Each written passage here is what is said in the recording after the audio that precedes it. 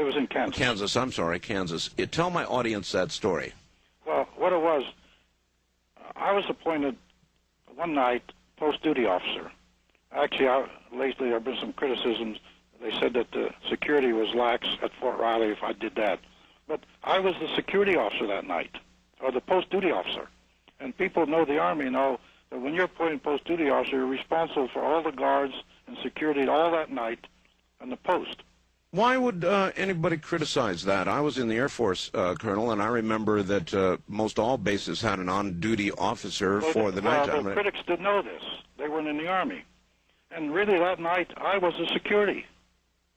And when I went down, one of my sergeants, Master Sergeant I knew well, was Sergeant of the Guard because we had horses then, in the area, the veterinarian area. And these five, I think it was 5 of them, yes. There was 5 boxes there that looked like caskets. And I went on in the room, because I was a security officer, I had to go inspect it. They told me there was sensitive cargo there. It come by truck. Was it in transit, or was that... It was in transit. It was in transit, all right. I'll tell you how I knew that. Now, I went in and I picked up the tarp, and I saw this body. Of course, I turned a little bit. At first, I thought it was a young, baby or something.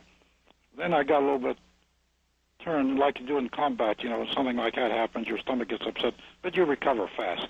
Mm-hmm. And I told the sergeant, get out of here because sensitive area. I don't want you in trouble.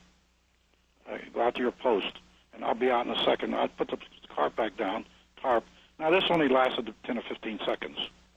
And what do you recall seeing? You say you saw a body, Colonel. I saw an extraterrestrial, skinny arms, skinny legs, under 5 feet, had a fairly large head. Not large, but compared to the body, it was large.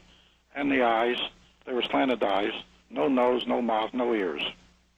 And it was floating in some liquid, and it was a gray color. And that's what I saw. Then I immediately dismissed it. I figured, I don't know what it is until I can corroborate like an intelligence, maybe later. And later on, I was able to prove what it was.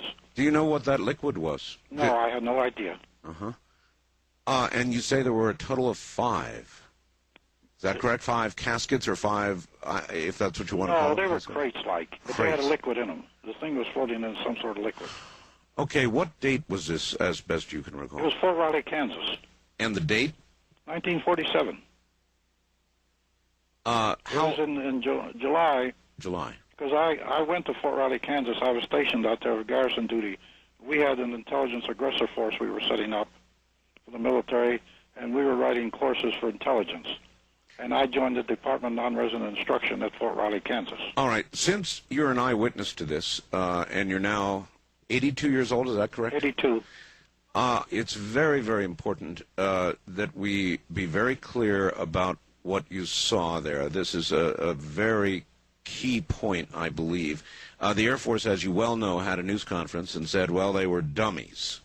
Now, is there any chance that what you saw, and in fact, as you know, the Air Force at their news conference showed these dummies that they dropped in later years, 1953 actually, but even if they had dropped them in 1947, they might have.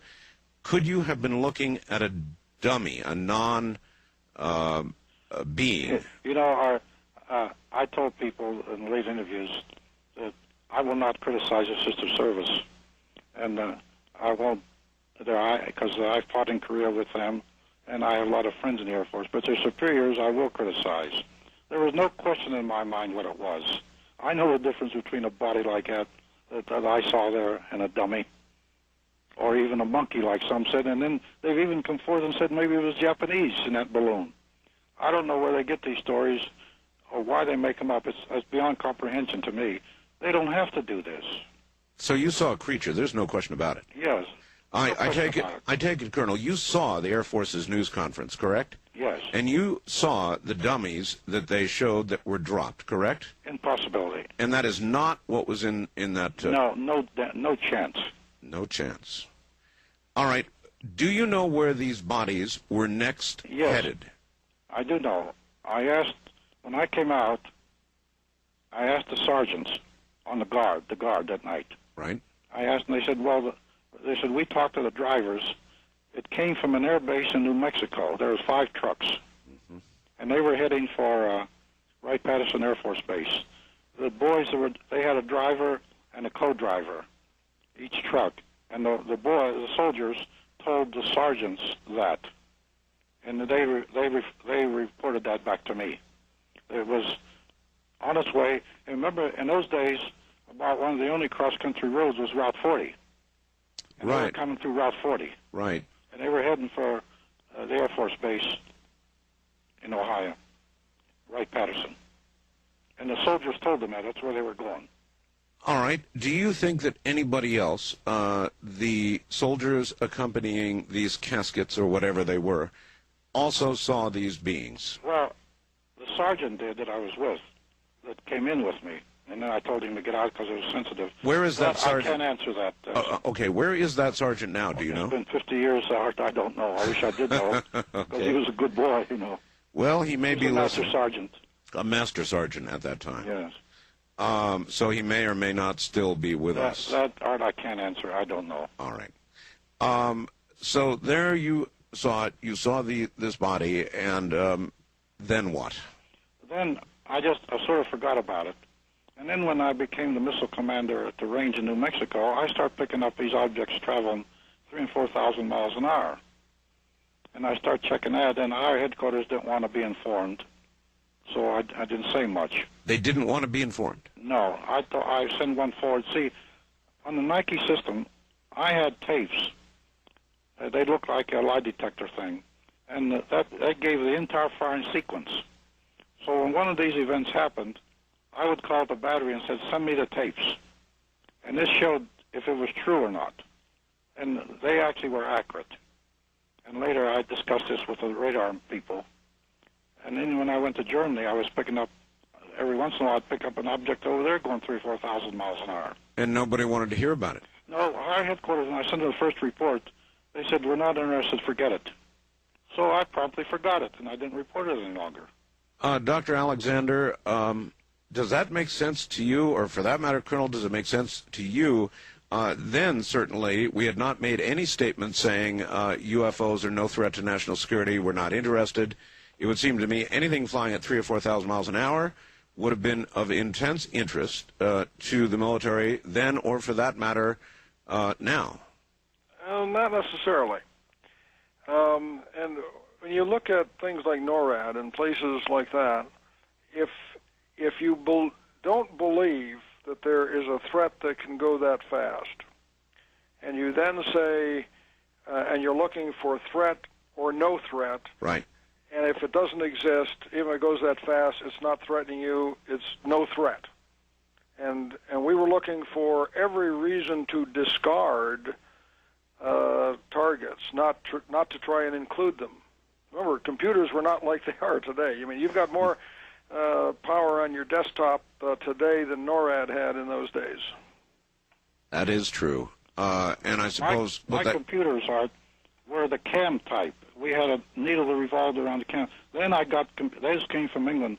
Then in my tour, before my tour was up, I had radars, and they were oil data pots. And that was quite an advancement in those days. And it was, of course, primitive, throw out a bunch of RF and get a return type radar. There was no transponder usage or anything like that. So you were constantly looking at what really was in the air. Yes. On my radars, even in Germany, I had 2 batteries always on alert.